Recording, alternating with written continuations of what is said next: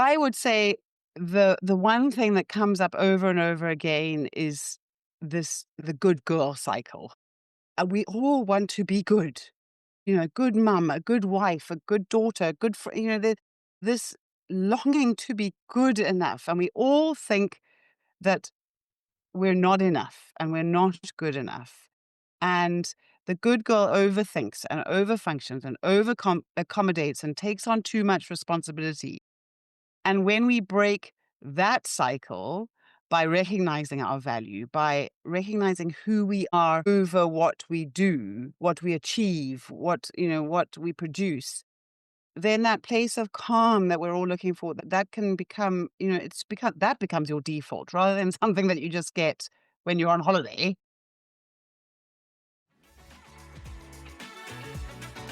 Hey there, I'm Carrie, social worker and founder of PlayMotion Kids. Welcome to Wait, Am I Saving the World? This podcast is for the people shaping childhood, at home, in classrooms, and in our communities.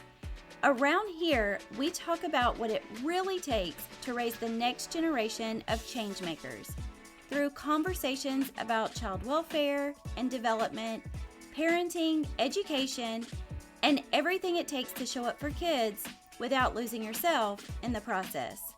I'm so glad you're here. Let's get into it. Hello, everybody. Carrie here, and I am so excited about today's guest. She is someone whose work around resilience and working motherhood I have been following for a little bit. And the way she talks about work-life balance and really modeling emotional regulation for kids is so helpful. She is a resilience specialist, a coach, and a globally ranked podcast host. No pressure here, right? And she is helping working moms choose peace over overwhelm. She is the founder and host of The Resilient Working Mom, and she is dismantling the myth of balance and replacing it with something far more helpful. So please welcome Charlotte to the show. Charlotte, thank you so much for being here and talking with me today. How are Thank you? you for having me. I have a wonderful opportunity to hopefully shift some perspectives. Yes, I love it. Oh, I'm here for some perspective shifting. I love that. Okay, so speaking of perspective shifting, let's just jump right into it. You say work-life balance is a lie. So when did you first start to realize that in your business or your motherhood? Thank you for that wonderful introductory question. It gives me a lovely opportunity to tell my story a little bit. And when my son was born, I had been an entrepreneur for a while. I'd worked in various different organizations, and I had spent most of my school life and my working life driving myself. This A-type personality. I had 5 jobs. I was making good money, but I was always looking for how I could be more and how I could do more and how I could get further, how I could be more successful. I was always in a rush. And I mean, my poor husband, my signature move was crashing cars because I was always racing from Oh, one no. thing to the other. And I know this poor man, I think he has PTSD whenever I phone him, he picks up the phone and he says, "What's wrong?" No, I haven't crashed a car. But in that time of my life, I only felt good enough when I was achieving, and I was always chasing that more achievement. And then I had this little baby in 2018, and there was a real shift for me there because I had this little boy who asked something completely different of me than that kind of achieving. He wanted me to be attentive and focused. And in the newborn phase, I was all over the place and chaotic. And then as he got older, he had these beautiful, huge emotions, which weren't so beautiful to me at the time. But he would go through these monumental 45-minute tantrums. And as that little boy, and actually even now he's 7, but he needed me to be calm and slow and to just be with him while he worked through them, not be racing to, get back to my desk or to be doing the housework or, he needed me to be with him. And I wanted to be with him. I wanted to be the mum he needed me to be, but I also had this drive and this kind of striving that I was dealing with. So I did a whole lot of research.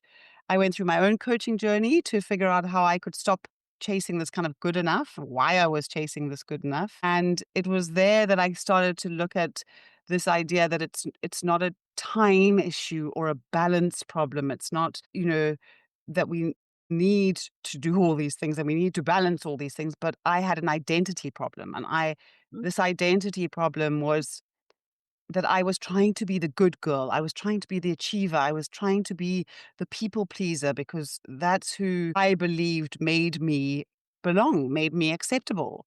But then there were all these rules that came with these identities, and they were driving me so hard that they were pulling me away from this little boy. And I was, I just need to find this balance of work and life, and there's this perfect equilibrium between them. But what I've realized is that my work life is made up of all sorts of different balls, and my home life is made up of all sorts of different balls, and I'm made up of all sorts of different balls, and there's no individual two things.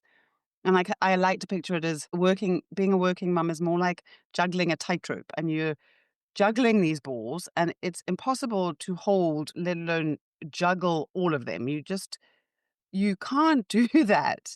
And so for me, it's less about finding balance and it's more about finding the kind of inner equilibrium that says, I can walk out on this tightrope. I have the certainty and the confidence to juggle the balls that matter to me. I don't have to look at whoever's but walking on their tightrope either side of me. And I don't have to be stressed and striving and listening to the boos of the crowd. I can just be certain in my value as Charlotte walking this tightrope, not trying to do it all, have it all, be it all. And what peace and joy comes from that. So that's quite a long answer to your question. No, I love that, and there are a couple things that really stick out to me about that, but I think one that just really got me was being certain in your value, because my goodness, we have value just for being us, right? It's not about what we do or what we accomplish, but I know so many of us, our identities are wrapped up in that, and so love that you took motherhood and turned it into a lesson to really be present and to find value in yourself, right? To be able to be with him. I love that. So I am assuming that out of that journey, out of that process, that's how your framework was born. So you have a framework called ease over effort. And can you tell us a little bit about what the ease over effort framework is and how to apply it practically? Like, what does it actually look like on a random weekday morning?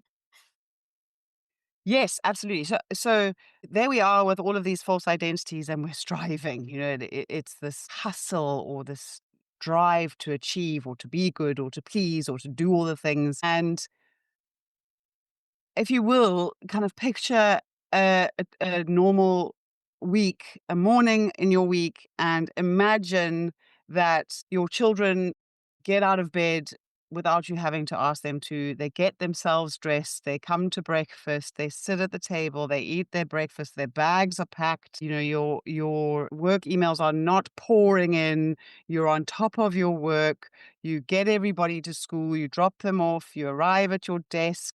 Maybe there's a beautiful bouquet of flowers for saying thank you so much for all the hard work you do. Now we're just in a That's like, fantasy, Charlotte. Now we're just in a I mean, fantasy. we are, and I we're love all it. fantasizing, and you feel that ease, and you feel peaceful, and you feel focused and content, and all the beautiful, beautiful things you feel. My goal is to help women feel that way, even when the children don't come down to breakfast and they can't find their library books, and they fight with each other, and they throw their porridge across the room, and you get to work and your boss says, "Where's that report I asked you for last week?" And you don't have it yet finished, but you still feel the same way because you can let so for me, I see stress is we think that stress is all of these things that are going on. All these things are so stressful, but stress is our internal response to the things going on around us. So if you are able to regulate yourself, to lead yourself in a way that allows you to feel at ease despite what's going on around you, it allows you then to, we have a huge impact. So we think we need to control our environment. We think that we are a product of our environment. But actually, when we are no longer a product of our environment, when what's happening inside us is not because of what's going on outside of us, basically, if we've got chaos going on inside us, we'll have chaos outside of us. Right. And we think that our chaos inside comes from all the things that are going on outside, but our chaos inside comes from our perception or our belief of our capacity to cope with what's going on outside of ourselves. I When we can shift it to being peaceful, it's so much easier. I agree. I when I catch myself doing this, I tell myself, "Oh, I'm telling myself a story about that." Because it's all we make it up, right? It's just a story. Absolutely. I'm I'm like, "Oh, Absolutely. I'm telling stories right now. Better not do that." And Yeah. that's where the stories are all of those identities who say, well, they should be like this, or I should be like this, or if they don't do that, I will be like this. And what if they think that I'm like that? And then I'm going to get to work late, and then he's going to think that I'm not committed, and then I'm not going to get the promotion, and blah, blah, blah, blah, blah. And we end up in this chaos. Mm. And then that leaks out into our situation. And the children are then, you then shout at your child, and then you spend 20 minutes kind of repairing the relationship with the child. Now you're late. Now you can't get everybody into the car. Now you've spilt the milk because you were in a rush. And actually, ease is knowing a different story, knowing deep down, I've got this, knowing if we're late, it doesn't mean there's something wrong with me. If I haven't finished that task, it doesn't mean I'm lazy. It's again, it's going back to that knowing your value so that you're not having to perform to be valuable. I love that because yes, when you were talking, I was thinking, I wonder if there's really a difference in how it takes people to bring this on, depending on how confident they are in themselves, because you need to know that you are capable, even if the milk has spilled and you are late getting the kids in the car, and you have confidence in yourself and the ability to Mm. handle that situation. Look at it as a different kind of, instead of confidence, it's self trust. So if we don't trust ourselves, we, and I would say that 99.9% of the women that I work with don't trust themselves to be good enough or to get it done, or to, they don't trust that they actually are valuable as they are. And so there's a difference between confidence, because confidence is based on an outcome. Like when I get that outcome, then I feel confident. When this happens, I feel confident. But self-trust is, again, I've got this. I can depend on myself. I can rely on myself. I know, we take the criticism out. I stop telling myself that I can't do it, that I haven't got this, that I'm never going to achieve this, that I'm always going to be late, whatever the stories are we tell ourselves. So there's a difference for me between self-trust and confidence. Yeah, you're so right. I love that. So, how does somebody build their self trust muscle? How do we get better at that? Well, first of all, it's noticing. I don't trust myself, and that comes with, again, why am I being driven by these identities? Because I don't trust that just me as myself is valuable. And, if you think about trust, if you think about someone that you trust, what is it that why do you trust them? Well, they are reliable. They say what they're going to do. They don't criticize you. They are kind. They are encouraging. And do we do that to ourselves? Especially as working mums, well, we put ourselves on the back burner. Okay, I'm definitely going to start looking after my health. And then, well, you know, it doesn't matter. I'll just put that off. Well, the moment you start doing that, how can you trust yourself? Because you're not reliable. You aren't doing what you said you were going to do. When you criticize yourself, why would you trust someone who's constantly beating herself down? So we in order to build our self trust, you can do the smallest thing. Every day this week, I am going to drink a glass of water when I wake up in the morning. And every day that you drink a glass of water, you're letting your nervous system know that you are reliable, that you do what you say you're going to do.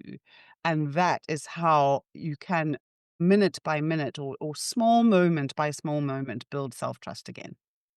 Oh my goodness, that's so important because we do, especially as working moms, so often keep promises to everybody else, but not to ourselves.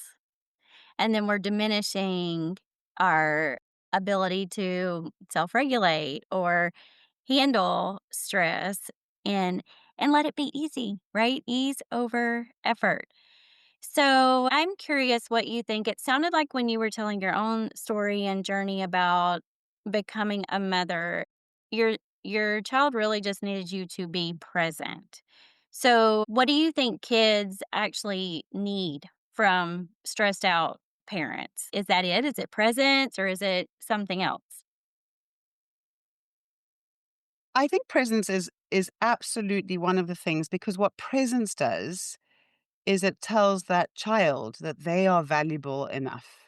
So by giving your attention, and we look at attention, if you look at attention like we say in South Africa, a torch, but you guys say a flashlight probably. So if you are waving your flashlight around, and if you think about a plant is going to blossom under light, a child is going to blossom under your undivided attention and presence. So if you're flashing your flashlight around that never lands on one thing, I mean, first of all, it's exhausting for you. And second of all, that child saying, I need the light to grow and blossom. And the story that the child is hearing is that, well, I'm not valuable enough for your light. And this is in no way to criticize people, but it's to recognize that when we can give our children, we all spend so much time multitasking because we think if I multitask, if I get it all done, then because our identity is based on productivity, we were talking about that earlier, our identity is based on this achievement, this productivity. And so when we are sitting with our children in a time when we should be putting our flashlight on them, we're thinking of all the to-dos. But the to-do list is not because we have so many things. We can't be present, not because we've got so many things to do, but because of our story about the to-do list. So I was coaching, for instance, a woman who was really struggling with this. And we got to the point that the story in her head was that if her house didn't look a certain way, people would think she was lazy.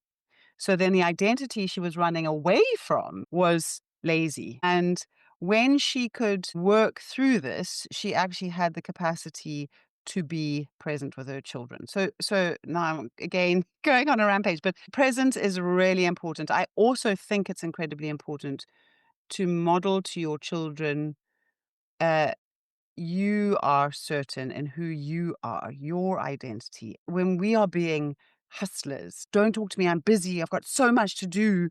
I can't talk to you now. Let me finish this thing. One way of doing it is to say, it's really important that we finish one thing. All the things that we do, explain to them. It's really important that we finish one thing at a time because when I'm focused on this thing, I can do it properly. Then when I'm focused on you, I can be with you properly.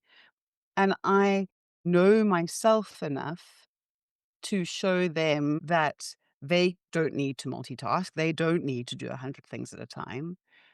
And also that I own my feelings. So I think we know this one, and we're a generation that knows this but allowing this little boy to have his feelings and to explain to him, this is really uncomfortable and you're feeling this thing and it's really uncomfortable and it's okay. And I'm going to sit here with you and it doesn't get me worked up and I'm okay with what you're experiencing. I'm certain enough in myself that I don't need, I mean, we've sat on supermarket floors when he wanted to buy something. We've sat there for 45 minutes with people walking past us saying whatever they wanted to say. But my certainty in myself and what I needed to do for my child overrode any fear of judgment. And so I think those kinds of things show them taking time for yourself without feeling guilty about it shows your children that that's okay. So it's modeling what we want them to experience and to feel. Oh my goodness, I love that. And the supermarket example is a perfect one because that really does stress so many parents out. I've been there. But if you are tied into the identity that someone is going to judge your parenting or you're going to be seen as a bad parent or there's something wrong with your child, then you would avoid that at any cost. Right? And you're like, "Nope, I trust myself. We're going to have these feelings and we will work through them." Absolutely. I mean, Yeah. the number of people who say to me, "Just buy it for him, just buy it for him," because they're uncomfortable Right. actually with his crying. Right. They want it to stop. I'm like, well, he got to do what he's got to do, and we'll get there eventually. Right. I you kind of touched on this a minute ago, but I want to go into it a little bit deeper, especially when we're talking about how there is no balance, right? We're not going to spend the exact amount equal time on everything. And there might be times in a working mom's life where her career is going to take more time. There are busy seasons. So, how do we talk to kids about that? That we might need to focus on work a little bit more, or that we're not going to have as much time as maybe we did before? A lot of the decisions, well, not a lot, I believe that all the decisions that we make should be in alignment with our values. So for me, the work that I do is really important because contribution is one of my values. So when things are busy and I am, I think a lot of the time we talk to children out of our own guilt. So we get flustered and we're feeling guilty or we're feeling shame. And so we snap at them, get out, because we are in a state. Again, we've got that chaos going on inside of us. And that flows out. If I've made a decision that this is the work that I need to do today, and it is busy and there's a lot going on, it's all in the language and in the way that you say things and the way that you feel as you say them. So in again, like with the multitasking, so I'll say to my children, the that this is something that I need to do at the moment. It's important to me, and I am going to finish this task that I'm working on at this point. I will be with you as soon as I can. I so it's also again recognizing what they need. I know you want my attention right now. And that's really important to you. And I want to be able to give you my full attention. And I can't give you that when I've got this going on. So let me finish what I'm working on here. And again, this also models to them that multitasking is not something that we need to do. And I know that, so I really think that boundaries are the children, everybody, children, adults, we all love boundaries. In fact, when someone sets a boundary, you know exactly where you stand. When someone can say to you, I can't do that right now because I've got this going on. We as people pleasers, and again, people think that's part of their identity. They think that they were born a people pleaser. That's a survival strategy. When you were little, you survived. You got attention. I mean, you got acceptance, belonging, love, affirmation for being a people pleaser. And that's become our thing now is, oh, I've got to please them and I've got to do all of this. And so, yeah, if we are certain I'm setting a boundary.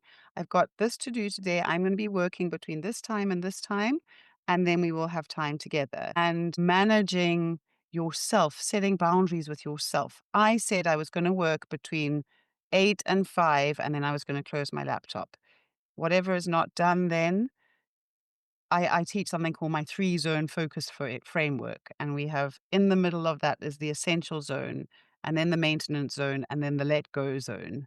So you can use that to help manage yourself in response to your to-do list so that you can set boundaries with yourself and your work life is I mean, again, there's no balance. So you are going to have things that potentially don't get done, but that they don't panic you and cause you to then lash out or snap or, get angry and then feel guilty and then be unfocused. And it's a Right. cycle. It starts all over again. My goodness, good because it's really how you feel about it. So what would you say to somebody who feels like they're failing at both? Like, I'm doing a terrible job, I'm being a terrible mother, just they feel like they're failing at both parts of their life. What do you say to them? Oh, it's such a hard place to be. And that's such a wonderful question because I would immediately say, and so probably would everybody else in their life, you are not failing. And I would say you are purely over functioning from a false identity that demands you to be everything to everyone. I would say you don't need to try harder. These false identities, what is so interesting about them is that they leave us striving, working, trying, and in the end, they're actually sabotaging us because we end up doing the very things that we didn't want to be doing, the very things that make us feel like we're failing. So maybe that's shouting at your children, or it's making mistakes at work, or it's letting go of your health perhaps, or it's not spending enough time with your husband, or all these things that tell us that we are failing. So what you would do, I would say, is that the best thing to do is to decide, who do I want to be? And this is part of that ease over effort framework, is creating a vision, which is hard for most people because we don't give ourselves ever the time to think. We have an idea, oh, I wish I was calmer, I wish I was this, but I call it your A grade self. Who is the person that I would give an A to? How does she behave? How does she show up? How does she feel? What are her relationships like? And get to know her, because when the problem with the false identities is they steal our agency. We can't move towards that person that we long to be because of all the shouting and the noise that gets in the way from these false identities. And so it's deciding, who is the person who's not failing, who's not getting an F? And how do I walk the path to that person? This is what I do with my clients, is hold their hands as they walk that path from the F to the A grade person. And we investigate what's in the way of that path. And then how do we build the resilience to move into that way of being so she can live that out?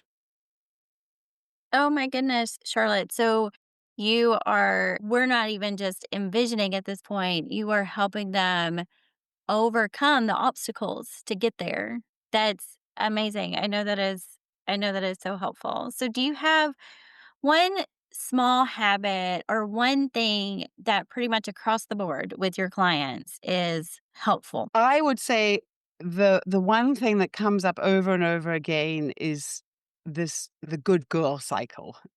We all want to be good. Good mum, a good wife, a good daughter, a good friend. This longing to be good enough, and we all think that we're not enough and we're not good enough.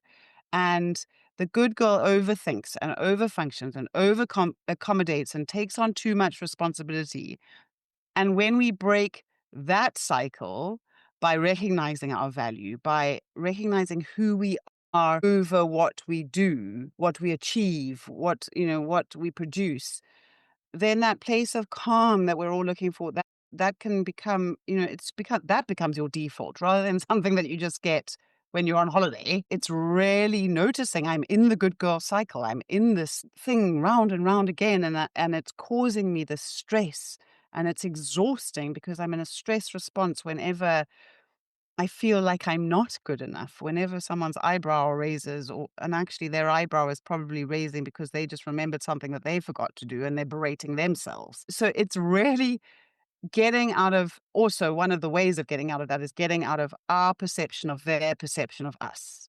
Because that is the thing that causes the problem, is that we have this endless monologue about what other people are thinking about us when to be honest with you, they really are. They're thinking about what you're thinking about them. Oh, Exactly. it's Yeah. exhausting. It is exhausting. Yeah, what's that saying that other people's opinions are none of my business other people's opinions about me are none of my business, right? Absolutely. That's that's Absolutely. easier said than done though, Charlotte. It is. It is. And again, it's all out of this longing to belong. This desperate, if you think about Maslow's hierarchy of needs, at the bottom is food and drink. And then you've got safety and security. So a job, a house. And the people that I work with are sorted on those two survival levels. But then the next level is this level of love and belonging. And this is where we get stuck because we have seen by nobody's fault, we're all human, and we've just seen that in order for me to survive past just being fed and watered, I mean, even as a baby, you learnt what got you fed and watered. And then as a little person, you learned, well, when I do this, mummy praises me. When I do that, mummy doesn't praise me, or daddy tells me I'm wrong, or and we so desperately, desperately want to be loved. And when we get to that point where we again recognize that that is not our, I mean, I had an amazing experience where I had this perception of what my parents expected of me. And this was where a lot of the work came in. And I had to work through a lot of that, getting to the point and having conversations with them where they were like, what are you talking about? We don't even think about that. We don't see that. And, we don't have these courageous, that's also part of what the work that I do is helping people to have these courageous conversations so that they can stop believing the lies and they can actually just be free of all of that stuff and just be free to be themselves. It's so exciting. Yes, that is exciting. What after coaching so many people and working with moms, what is your biggest concern for moms right now? My biggest concern, so it's really interesting. I've been to a number of talks about building your resilience in your children. These women and men come to these talks with the most really loving, genuinely wanting to be support their children, build the resilience in their children. And we get a long list of things that we should be doing. And I've heard it so many times walking out of those talks, and the mum says, well, that's all well and good, but how on earth do I do that? Because I myself am not resilient. And I watch mums in the parking lot and they're rushed and they're stressed and they're overwhelmed. And I see their stress and their anxiety and their pressure pouring out onto their children. And for me, this is intergenerational work we are doing. That huge identity pressure that these high achieving, driven mums live under is being transferred into our children. And so I worry, my concern is that women are missing out on so much, first of all. Second of all, it's unbelievably physically unhealthy. I started off my journey as a personal trainer because I'm fascinated by the body and the impact of living in this stress response with cortisol pumping through our bodies. We're in a stress response which tells me I should be fighting or flighting, and we don't use the hormones, the stress hormones, and the energy that comes from the need to fight or flight. We sit at our desks and it all just sits there. And diabetes, heart attack, all these physiological issues that come from the way that we're living are a huge concern for me from the mum's point of view. Yeah, 100%. And it's scary, and we think about how it's affecting our day to day and leave out the piece about how it's actually affecting our health. So, what gives you hope right now for moms and families? Is there anything that's making you think that maybe we are turning a corner or something good that's happening as a collective right now?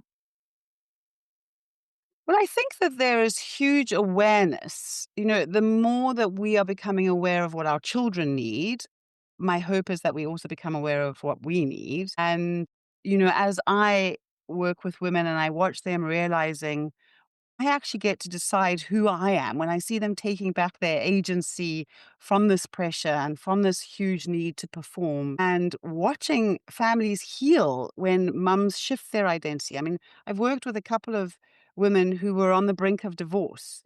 And when they start to see themselves and their identity differently, and when they start to see themselves bring that true identity into their roles rather than I'm a mother and now I have to be a good mother.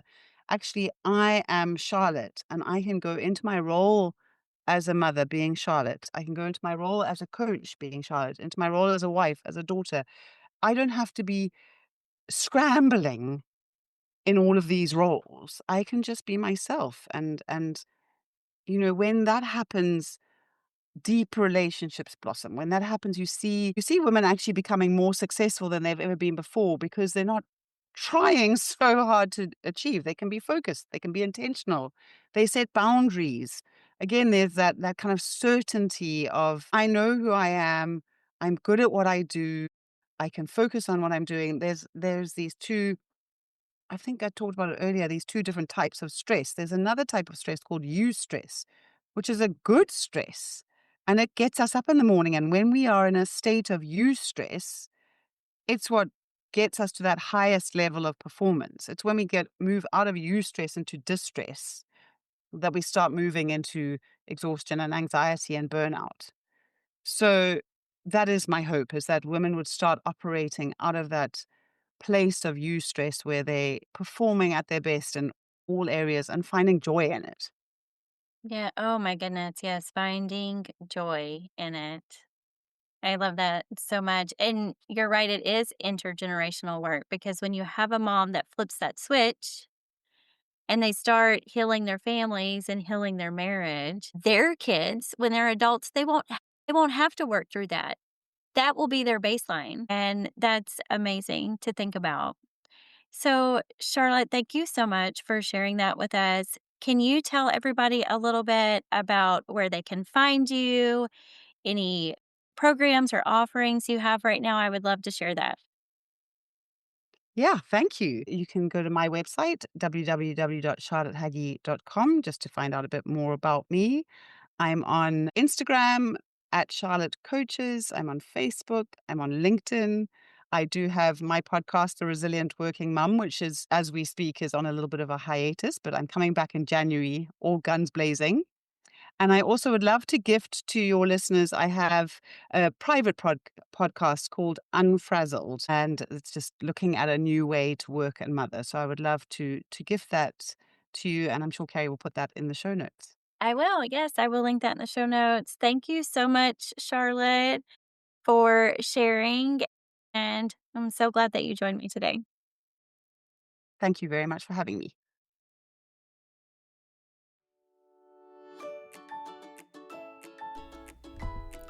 Thank you so much for hanging out with me today.